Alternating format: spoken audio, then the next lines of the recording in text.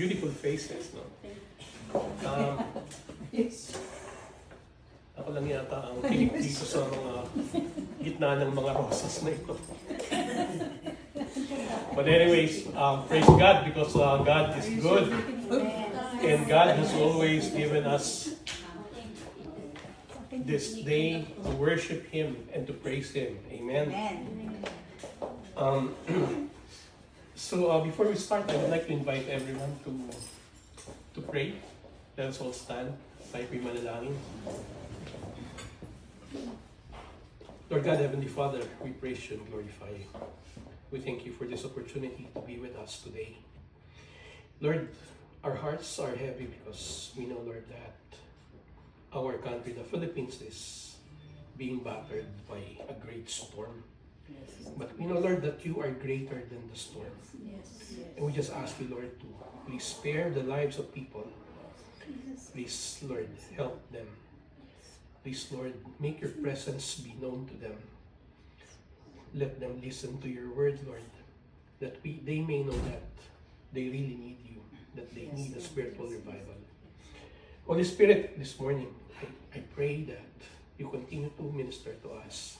Put the right words into my mouth, that your message may be clear. Open our hearts and open our minds, that as we hear your message, we may be able not only to learn, but also to apply it. Yes, we pray in the mighty name of Jesus. Amen. Amen. Amen.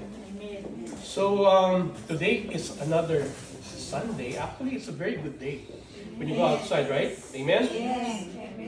So, we're all here to attend a Sunday service, right? We're here to hear God's Word, to praise and worship God, and to fellowship with other believers, right? Amen. Yes. Yes. When we became followers of Jesus, dalawa pa na kami lalaki ni Kuya Pani. We learned the importance of devoting a day of worship to God and to fellowship, right? Actually, most of us were born and we grew up Catholic in the Philippines, right? Yes. So, we know that we have a Sunday tradition. Every Sunday, most of us, we wake up in the morning, dress nicely because we have to go to church, di ba? Nagpupunta tayo sa simbahan, right? Tayo ay nagsisimba. And the word simba comes from the word samba, which means to worship. And the word simbahan comes from the word pagsambahan o tahanan na sambahan. Ito'y tahanan ng Diyos. This is the church of God, the house of God. Amen? So, every Sunday, we devote that day for God. But, if we come to think of it, God is good to us 24/7. Every minute and every hour of the day, God is performing some forms of miracle in our lives. Amen? So, if we are going to think about the goodness of God, we should always realize that it is never enough just to devote a few hours in one day to praise Him, to worship Him, to thank Him. Am I right? Or am I right? Right? So, worshiping, giving praise to God, devoting time to God should not be limited on one Sunday morning just to show how much we appreciate Him. Amen? Amen. So, if you have your Bible, I would like to invite you to read with me our Gospel today, which is found in John chapter 4. And we will be reading verses 19 to 26. John chapter 4, verses 19 to 26. I'm going to read from the New King James Version. 19 to 26. The woman said to him, "Sir, I perceive that you are a prophet.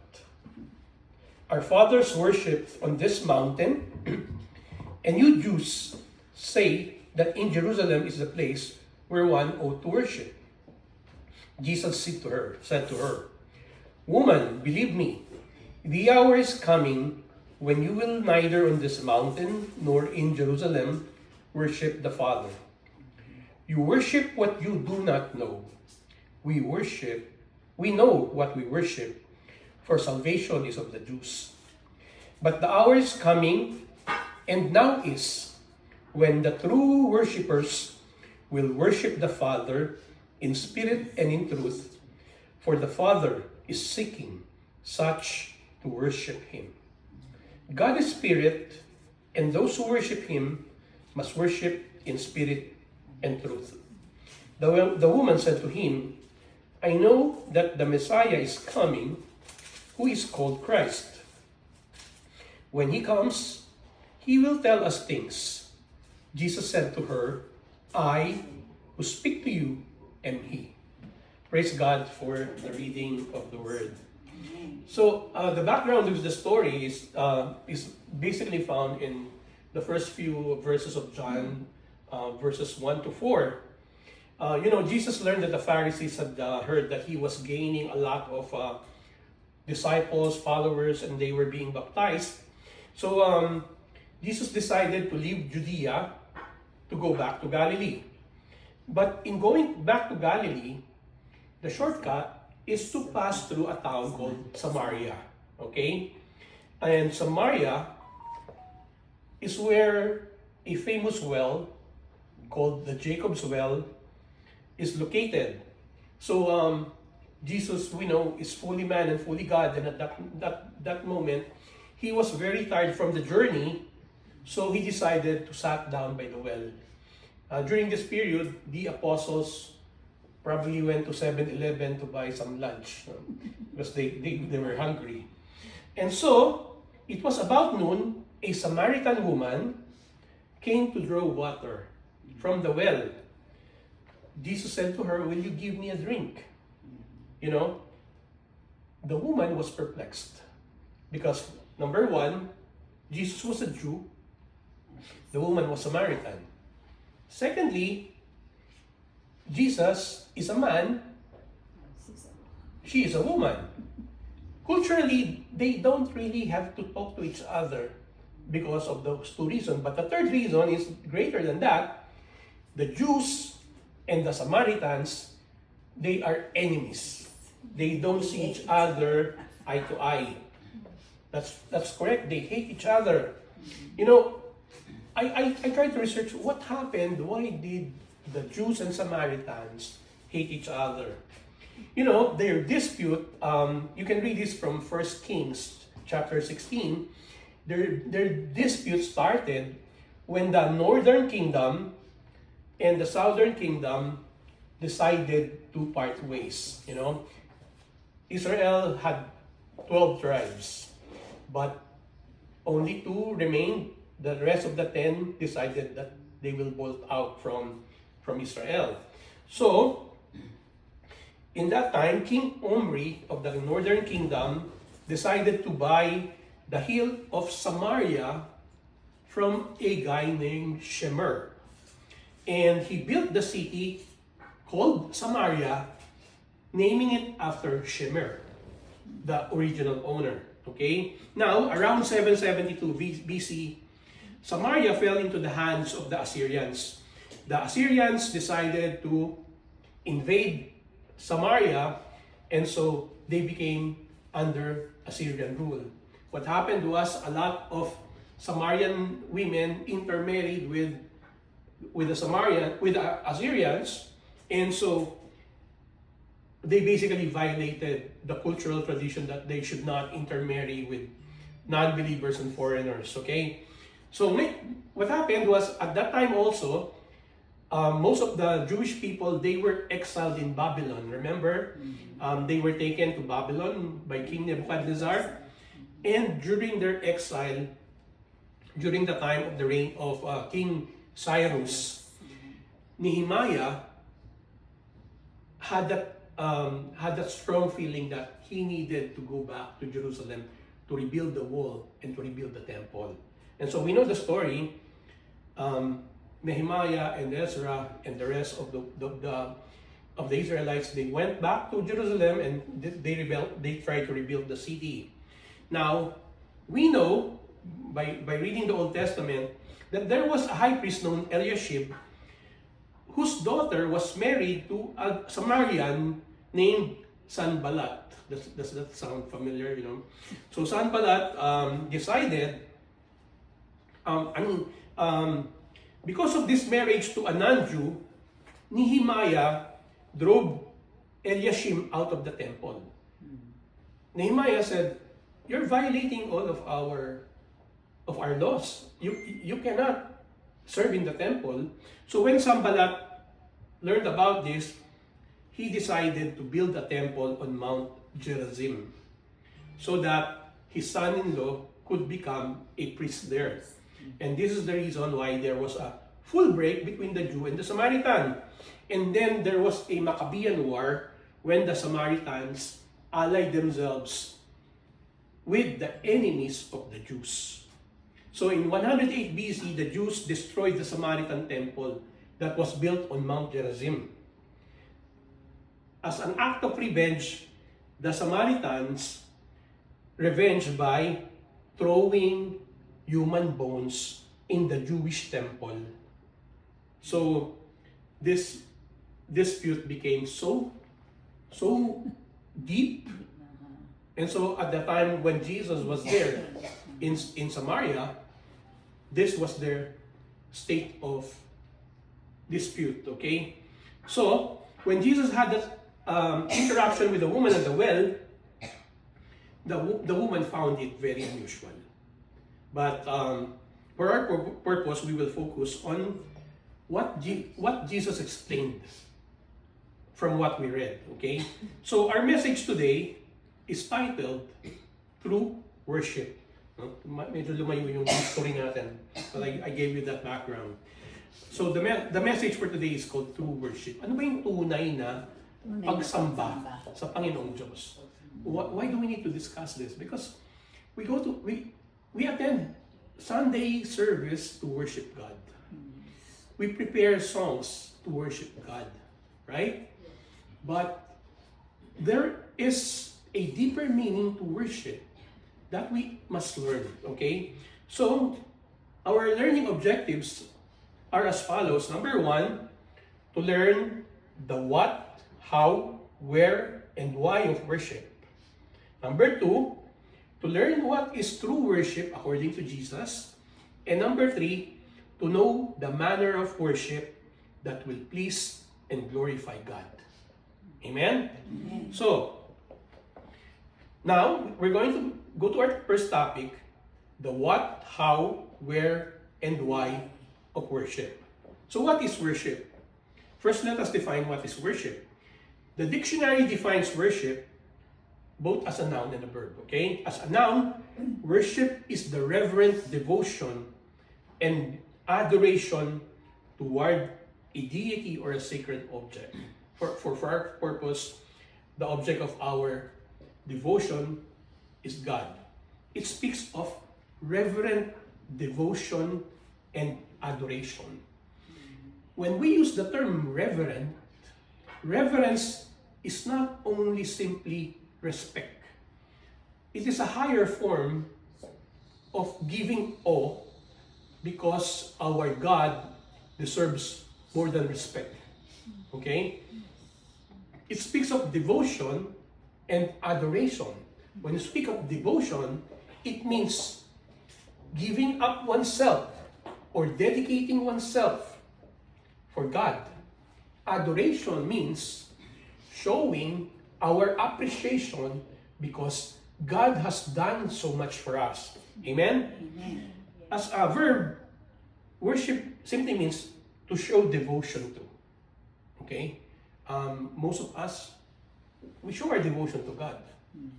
But more often than not, we also show our devotion to social media because we spend so much time in social media, especially watching maybe teleserye si Cardo, Batang Quiapo. Batang Quiapo, and ngayon si Gerald Anderson, anong pangalan? Sin of the Father. Sin of the Father, di ba? We spend so much time watching those things, right?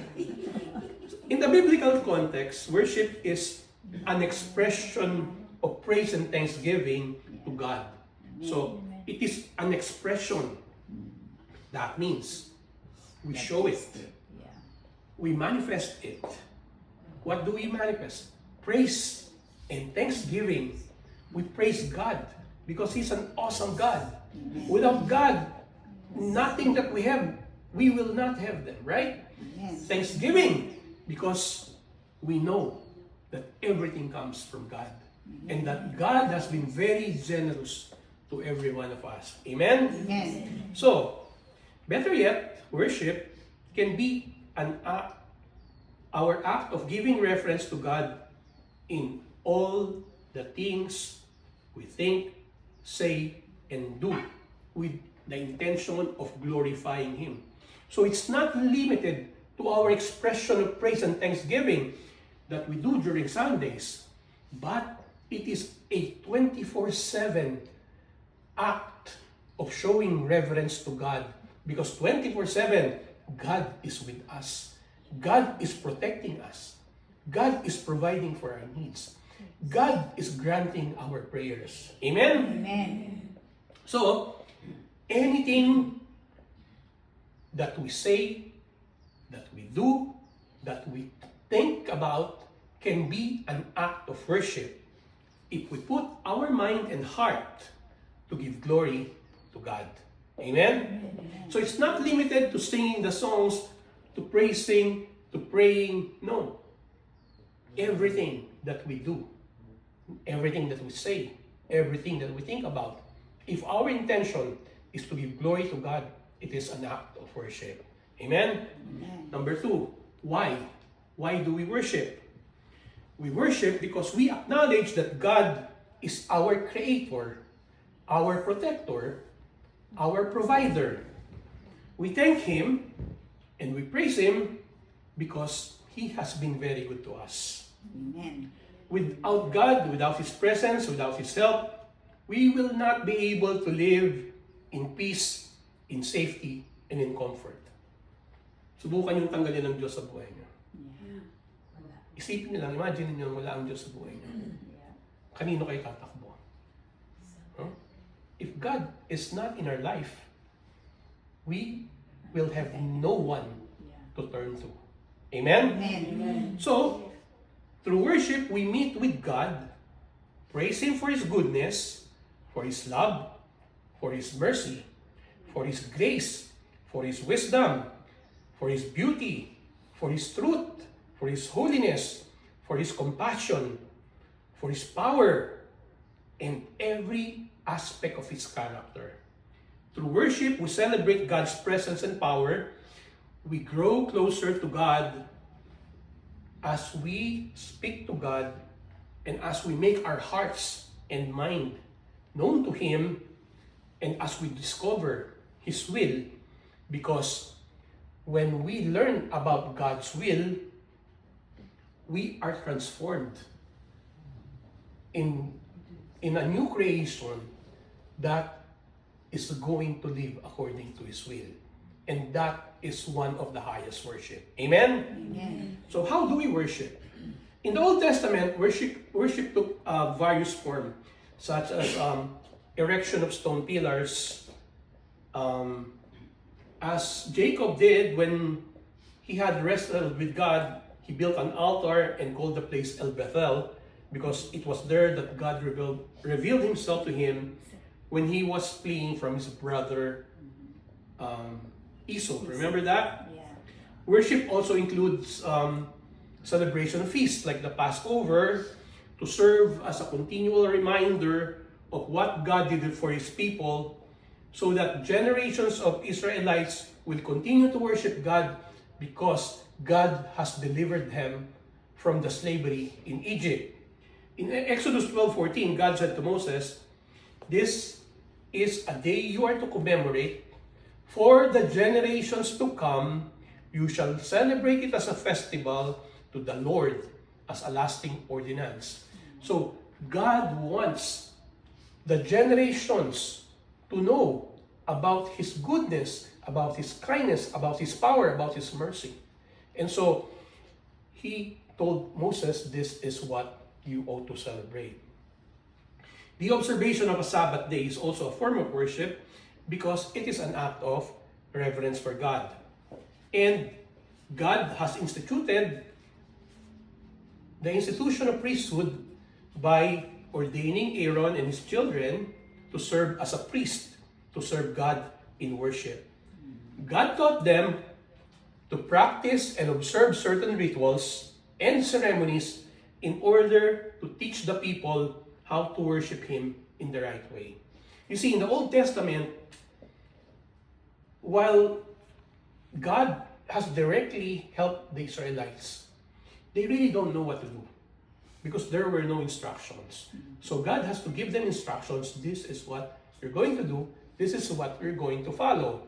Fortunate for us because as traditions, as rituals, as religious belief, and etc. were handed down from generations to generations, we now know how to worship God. We'll go there anyways. Eventually, worship included the singing of psalms, hymns, and spiritual songs. We learned this from Colossians 3:16 that say, "Let the message of Christ dwell among you richly as you teach and admonish one another with all wisdom through psalms, hymns, and songs from the Spirit, singing to God with gratitude in your heart." So, singing these songs, like what we do during the start of our service, this is another form of worship. Okay, so we have discussed what is worship, why do we worship, how do we worship, so where do we worship? In the Old Testament, central to the worship was a place of worship that started in the tent of meeting and eventually they built a temple at Jerusalem. This is where the people associated the presence of God in their midst. So they go to these places in order to worship God. In the time of Jesus, He and His disciples also went to the temples and synagogue to listen and to teach the Word of God. Their Bible was the Old Testament and it was the basis of their worshiping God. Later, when Jesus ascended to heaven, the act of worship of the followers of Jesus started at meetings in the temple court and in their homes. Amen? Amen. So now, the homes are included as a place of worship. You see, most of the time, people go to churches. That's it. And people have different experiences. So there was this very old lady. She had been sick and never had the opportunity to go to church and decided one Sunday she's going to go to church. So she went to church and she was greeted by the usher and somebody whispered, "Ma'am, next week when you attend, please wear something nice." Okay? So the following Sunday, she decided she's going back to the church and she looked for something nice in her closet, found an old dress. It's old. She thinks it's nice, but it's outmoded, right? So she went back to the church and inside the church, she was also greeted by the usher and she said, "Do I look nice now? Am I presentable enough to go to church?" And the usher said, "Ma'am, you look good, but you can improve.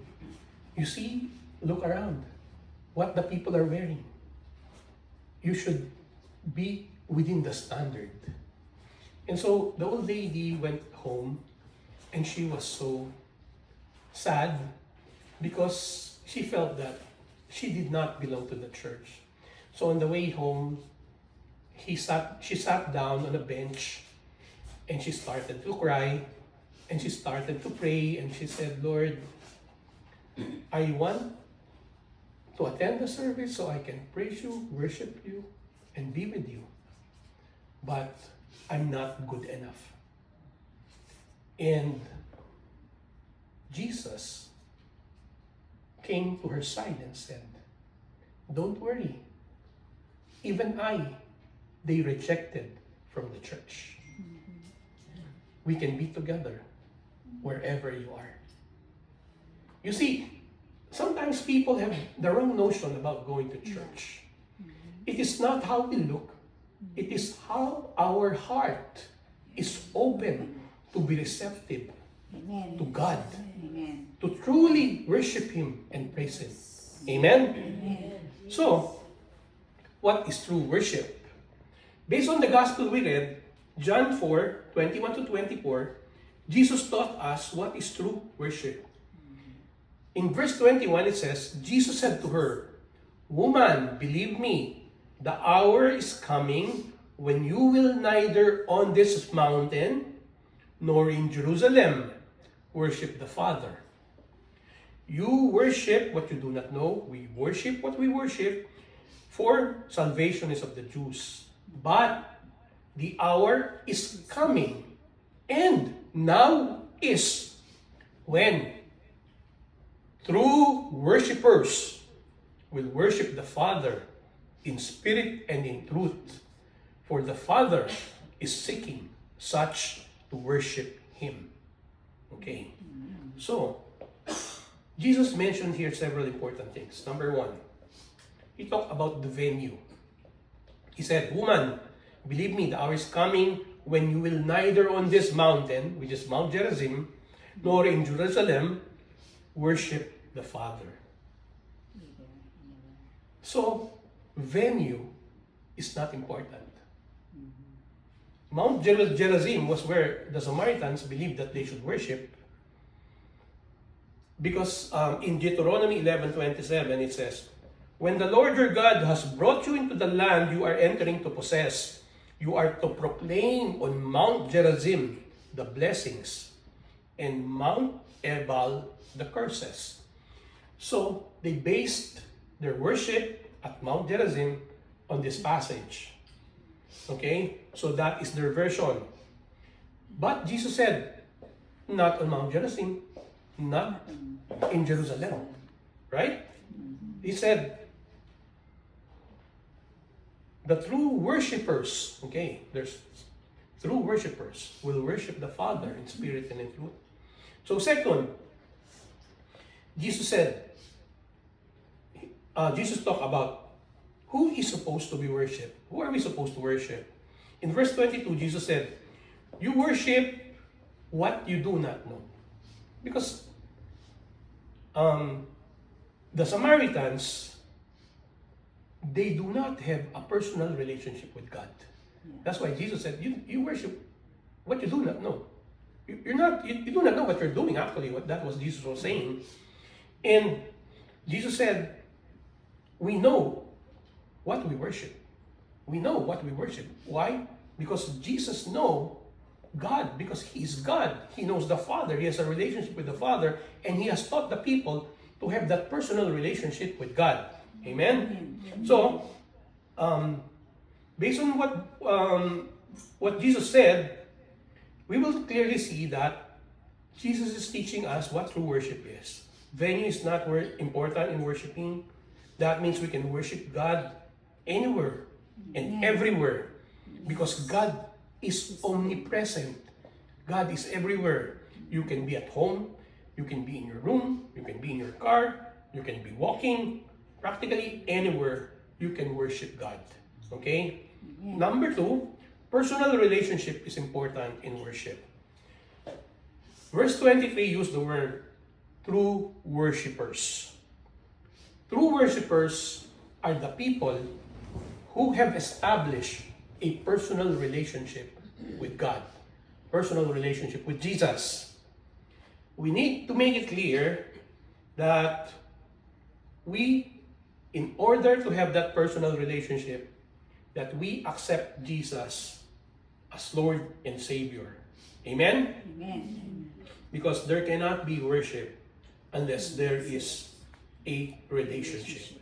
Amen? Amen. So it is important. Personal relationship is very important in worship, because we cannot pretend to worship God when we do not know Him.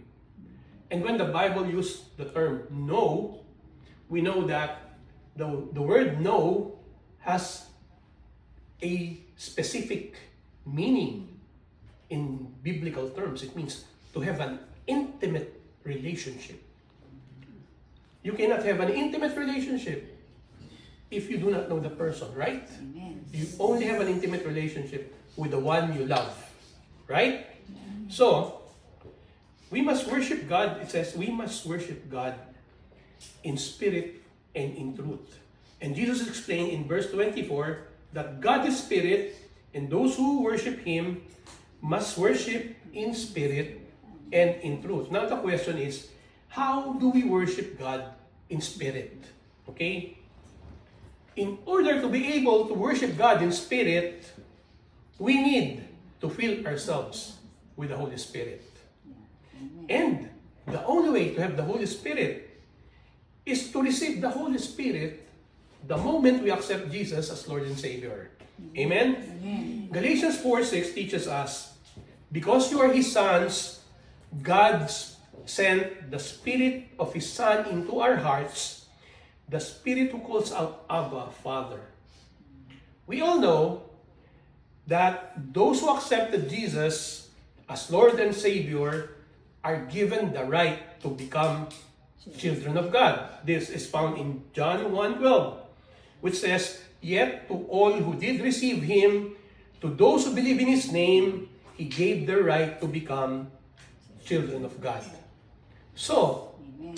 in order to be filled with the Spirit, not only do we need to invite the Spirit, we have to have that personal relationship with Jesus by accepting Him as Lord and Savior. Amen? Amen. So, when we want to worship God in spirit, we must fill ourselves with the Holy Spirit. Ephesians 5:18-19 tells us how in this manner. It says, do not get drunk on wine, which leads to debauchery. Instead, be filled with the Spirit, speaking to one another with psalms, hymns, and songs from the Spirit. Sing and make music from your heart to the Lord, always giving thanks to God the Father for everything in the name of our Lord Jesus Christ. So, Amen. based on this, worshiping God in spirit requires the following. Number one, to be filled with the Spirit, and that is to first invite the Holy Spirit to fill you. Number two, to speak to one another with psalms, hymns, and songs from the Spirit, and this means to be prepared through songs.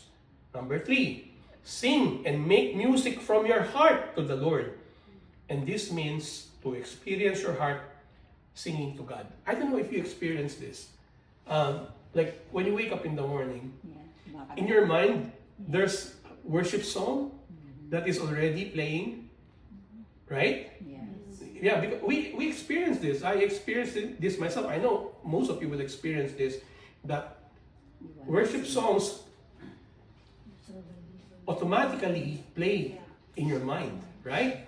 Even during the day, you will hear the music in your mind, right?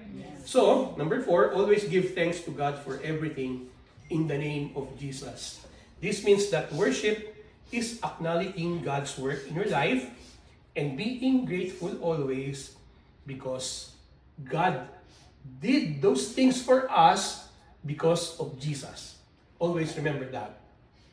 God is giving us all this favor because His Son asked God the Father to do it for us. Amen. The Father cannot deny the Son because the Son has been very obedient to the Father. That's why when we pray, we always end it in the name of Jesus because the Father will not be able to say no to His Son. Amen? Amen. So, worshiping in the Spirit requires a conscious desire to worship and to please God by inviting the Spirit to fill you, and please and glorify God by singing songs in your heart and with thanksgiving in the name of Jesus. Now, how do we worship God in truth? Right? To worship God in truth is to know the truth. Jesus said, "You shall know the truth, and the truth shall set you free." Amen? And then, Jesus revealed himself in John 14:6 by saying, "I am the truth." Right? I am the way, the truth, and the life. No one can come to the Father except from me. Right?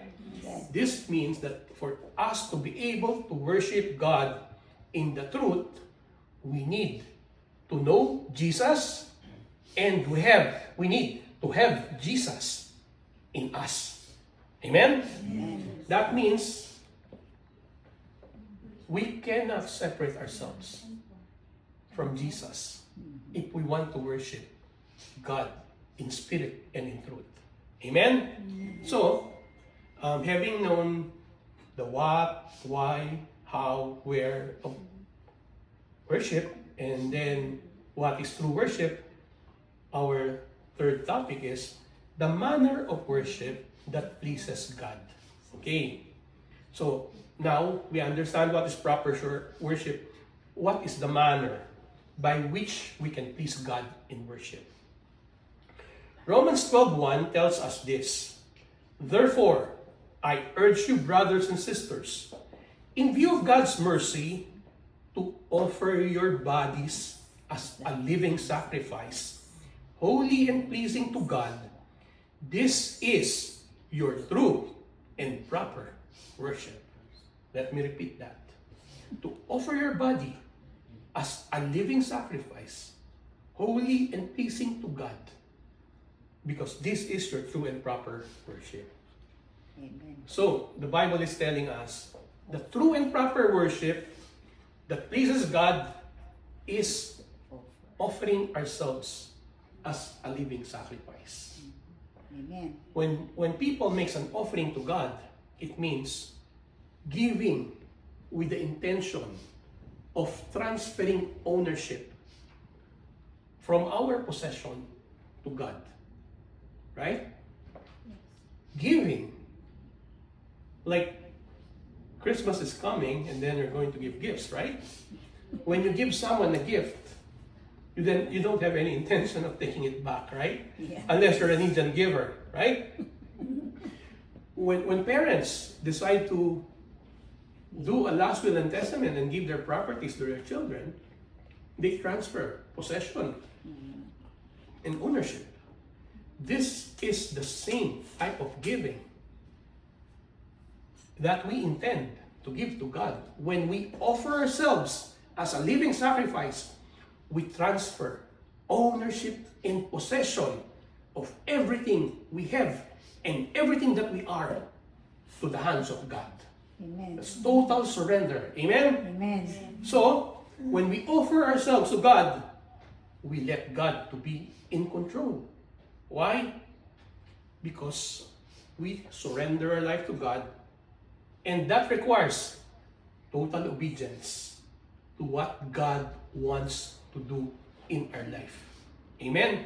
So, before we make any decisions, when you have offered yourself to God, you should always pray, "God, what is it that you want me to do?" You do not make any decision on your own. Why? Hindi na ikaw may-ari ng sarili mo, binigay mo na sa Diyos eh. Right? So let God decide. Let the will of God prevail. Amen? Amen. So, it says, offer yourself as a living sacrifice, holy and pleasing to God. What does holy means? Holy does not mean that you will just stand on the corner with your hands like this and you're not going to do anything but pray. No. Holiness means avoiding sin. At any occasion of temptation, we know that our decision should be to avoid sin. Right? The problem is, minsan may masarap na pagkain dyan. Anong masama sila eh. Titikman ko lang, may gamot naman. Di ba? No? Kasalanan ko rin yun eh. But anyways. So, to be holy means to offer God ourselves free from blemish and defect. Remember, in the Old Testament, when they are going to offer God anything, it has to be inspected. It has to be free from blemish and defect. No? Kung tupa, maputi, walang sakit, walang pekas, walang kahit na ano, busila. Because God deserves the best.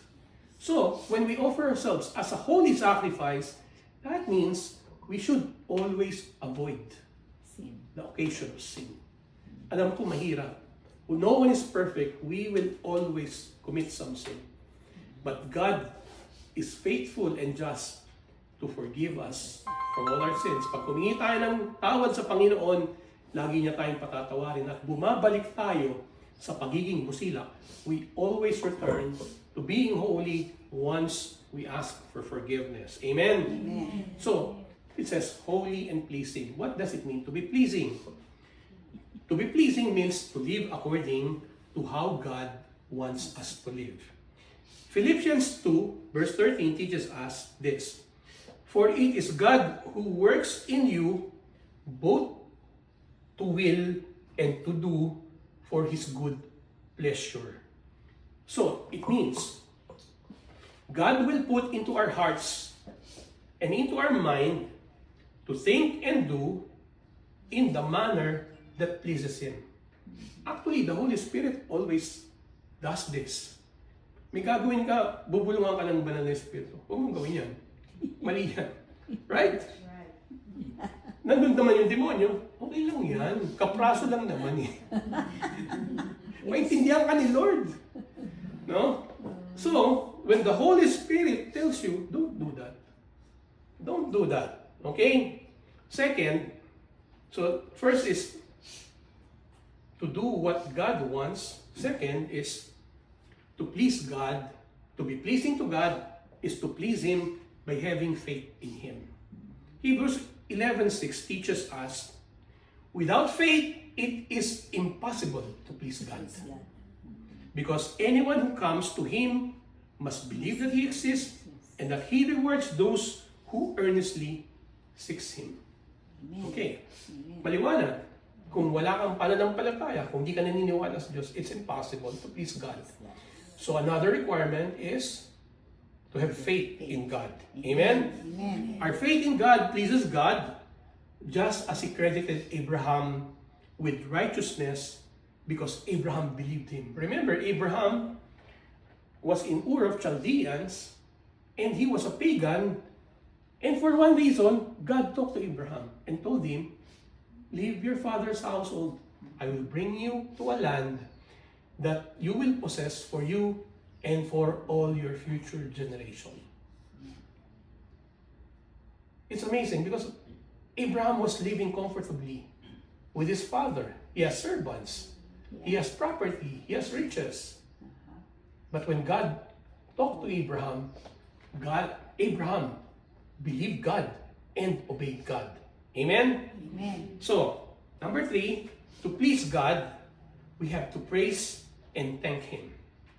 Okay? So, as part of our true and pleasing worship is praising and thanking God. And Psalm 69 verse 30 to 31 teaches us this. I will praise God's name in song and glorify Him with thanksgiving. This will please the Lord more than ox, more than bulls, more than its horns and hooves. Meaning that far from what we offer to Him, what is pleasing is our heart that shows thanksgiving and acknowledgement. Amen. You know, God deserves our thanksgiving and acknowledgement, our praises, because again, He is our Creator, He is our Provider, He is our Protector. Amen? Amen. Fourth, the fourth thing we need to do to please God is this. Psalms 149 verse 4 tells us, for the Lord takes pleasure in His people, He will beautify the humble with salvation. Okay, this verse speaks of His people. The Lord takes pleasure in His people. When the Lord speaks about His people, that means we, the church. God did not create man alone. When He created Adam, He saw that it was not good for man to be alone. And so, He created Eve. And eventually, Adam and Eve had their family, and then the family grew. Because God's design is to fill the earth with godly people. So, when the Bible speaks about His people, that God is pleased with His people, that means God is pleased with the people who knows Him, who has a relationship with Him, who obeys Him, who is faithful to Him. And that includes you and me. Supposed to be, right? Amen. Fifth, God is pleased when sinners repent and are saved.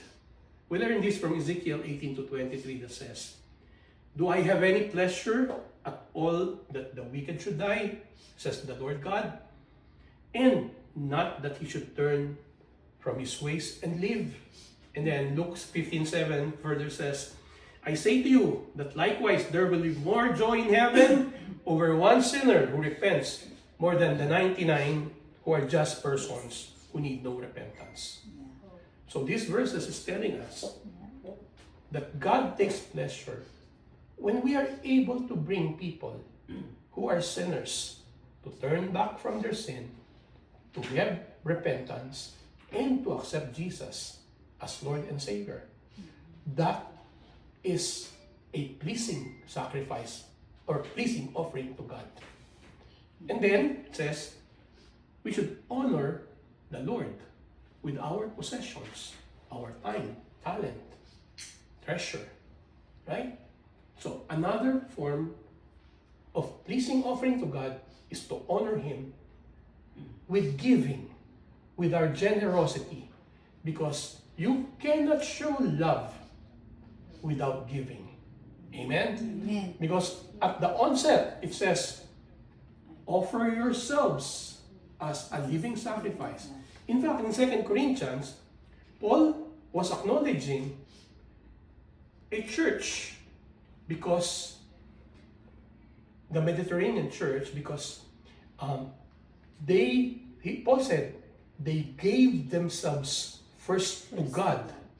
And then because of that, they have been giving generously more than their resources.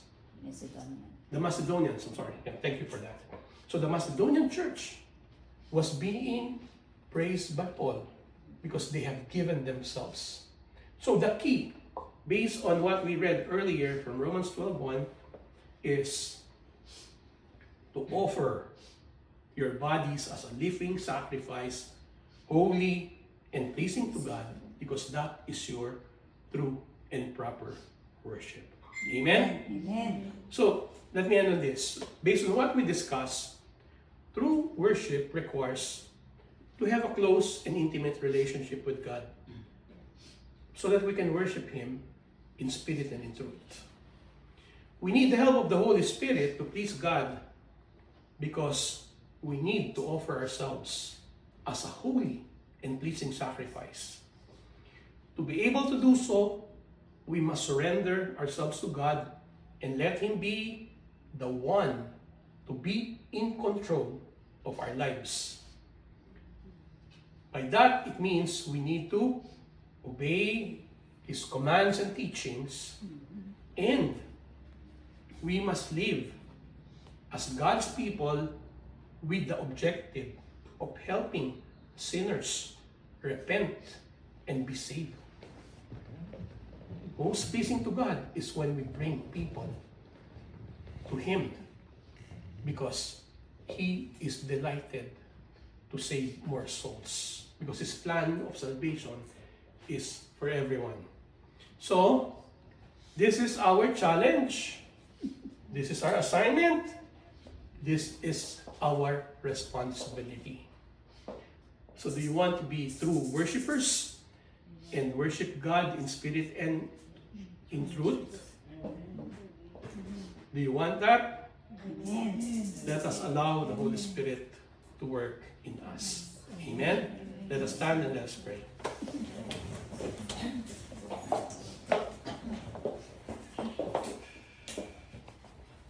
Panginoong Diyos, dakilang Ama, kami po'y nagpupuri, nagpapasalamat sa iyo sa umagang ito. Banal na Espiritu, salamat sa mga salitang ibinigay mo sa amin upang maunawaan namin na ang tunay na pagsamba sa Diyos ay pagsamba sa Espiritu at katotohanan na ipaliwanag mo sa amin kung ano ang dapat namin gawin upang maging kalugod-lugod sa Diyos. Jesus, we thank you, we worship you, we praise you, because once again, we know that your teachings give life to us. Your teachings give us direction. Your teachings give us the true path of life that we may able to live this life on earth and to live it in eternity. Lord, as we leave this place, we pray for your mantle of protection. Kung paano po kami inangatang makarating dito, ganun din po sana. Panginoon, ang pag-iingat na ibigay mo sa amin sa aming pag-uwi. Muli kami nananalangin, Panginoon, upang bigyan mo ng kapayapaan ng puso at isip ang pamilya Gamboa sa pagkawala ng kanilang kapatid. At alam namin, Panginoon, na ito'y pansamantala lamang pagkat kami magkikita-kitang lahat sa darating na panahon sa iyong kaluwalhatian sa buhay na walang hanggan. Salamat, Panginoon, sa binibigay mo sa amin pag-asa, sa tulong mo sa amin, sa pag-iingat mo sa amin, sa pagkakaloob mo sa amin ng aming pangangailangan. Ito ang daming dalangin sa pangalan ni Jesus. Amen. A big round of applause to our Lord Jesus.